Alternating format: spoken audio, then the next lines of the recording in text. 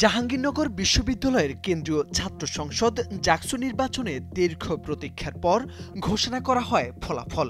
এতে আলোচনায় এসেছেন শিবির সমর্থিত প্যানেলের এক তরুণী।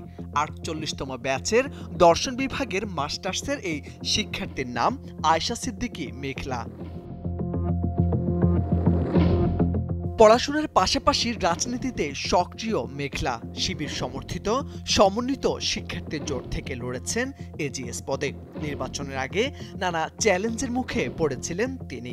সামাজিক চাপ, রাজনৈতিক সহিংসতা, এমনকি ব্যক্তিগত আক্রমণ ও বুলিংয়ের শিকার হন তিনি।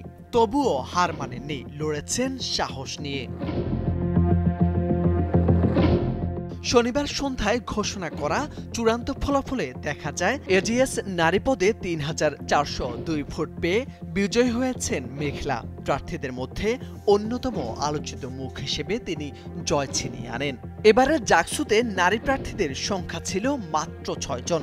অনেকে সামাজিক চাপ ও চরিত্র হননের ভয়ে এগিয়ে আসেননি। তবে মেঘলা সবকিছু পেছনে ফেলে বাজিমাত করেছেন।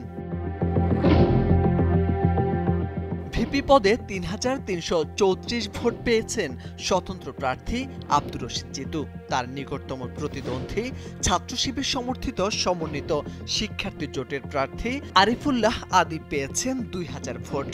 জিএস পদে সর্বোচ্চ ৩,৯৩০ ভোট পেয়েছেন মাঝারুল ইসলাম। এজিএস পুরুষ পদে ফেরদুস আল হাসান পেয়েছেন ২,৩৫৮ ভোট। কেন্দ্রীয় সংসদে ২৫টি পদের মধ্যে ২০টি পদ শিবিরের দখলে। চাপ সহ্য করে এমন বাস্তবতায় মেঘলার জয় শুধু ব্যক্তিগত সাফল্য নয়, এটি নারী শিক্ষার্থীদের জন্য প্রতীকী অর্জন বলেও ধারণা করছেন অনেকেই। আয়শা সিদ্দিকী মেঘলার এই জয় নতুন প্রজন্মের নারী শিক্ষার্থীদের জন্য সাহস ও প্রেরণার প্রতীক হয়ে থাকবে, এমনটাই বিশ্বাস শিক্ষার্থীদের। মোর্শেদ আলম, সময়ের আলো।